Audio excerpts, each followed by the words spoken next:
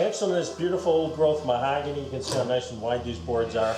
And what I like to do is, if you can see on the ends, I number them so that when I do a glue up, because these will be 3.5 inches wide, I'll cut it, flip it, and book match it, and then you'll see all the grain will run together all from one piece. So it's a little extra time, but it's nice if you keep track of it, and your finished product comes out a lot nicer.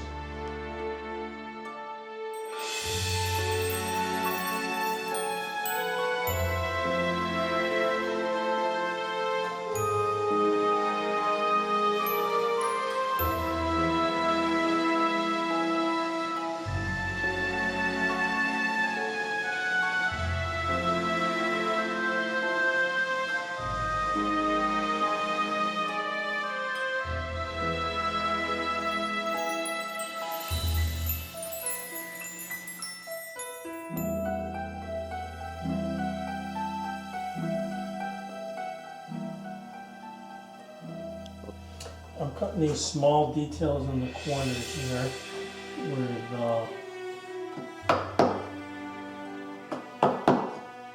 and that's where all the sections flare out. And then I'm going to finish carving these sections here going into the peak. So I use my V-tool.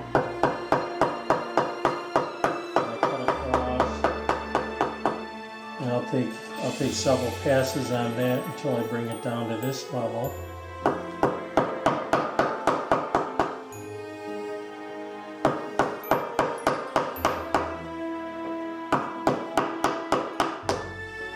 Once I get it deep enough, I come back, and this, if you can see, matches that radius there. So I'll follow that across into the miter and then work that in.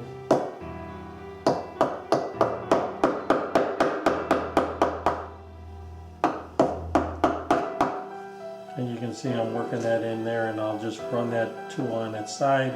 I'll come back on this side, cut that out.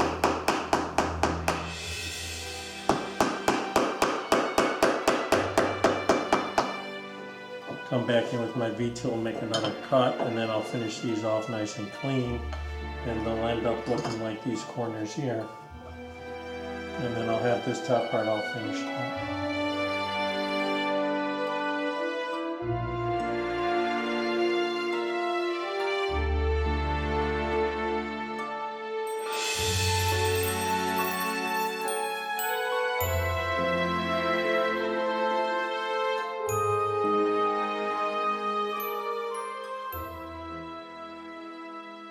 So I'm working on the midsection of the altar right now where the tabernacle goes. And I curved the back side of it here to handle that large tabernacle, which is probably almost about this high. And then I'll have some columns here that'll support the large peak on the roof structure on top. But what we had to do is actually build this. You can see this slides right out, and all these pieces are all locked together so that we can transport it, because obviously this is 12 feet wide and 18 feet high, and it's going to have to come apart in sections. So each one of these sections, even underneath these steps, you can see I've got a plywood base, and that plywood structure goes all the way down to the ground, and then that'll support, because we'll have more upper sections here being supported by this. So part of the design work is also engineering this so that it'll carry the weight and also be able to be taken apart and everything. So that kind of ties into a lot of the planning up front on this piece. So I was hand carving the ends just a second ago, and what I like to do is incorporate machine work and hand carving to get the desired results. So I can speed up the time a little bit by hitting this with a router and moving the stock, but you get that kind of curved end, and you want that nice hand-tooled look. So I'll get in there with the chisels at the end, and I chisel all these out and give it that nice hand-chiseled look. And I'll do that all the way throughout the altar. On a lot of the parts that I do, A lot of the moldings and things I run, things that you can't get machining in there, I get in there and I hand carve and keep that nice hand tooled look.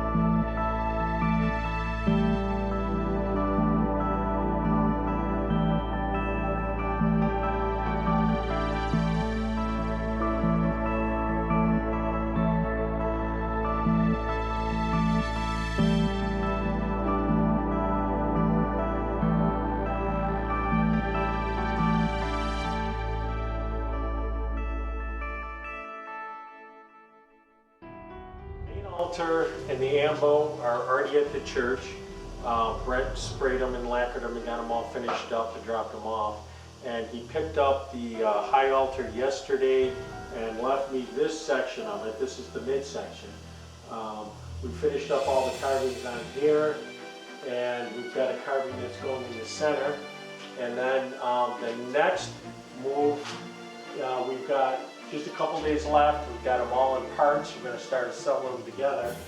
And we have another section on top that has kind of smaller versions of these, 4 of them wrapped around, and then a tapered section that goes up to the cross.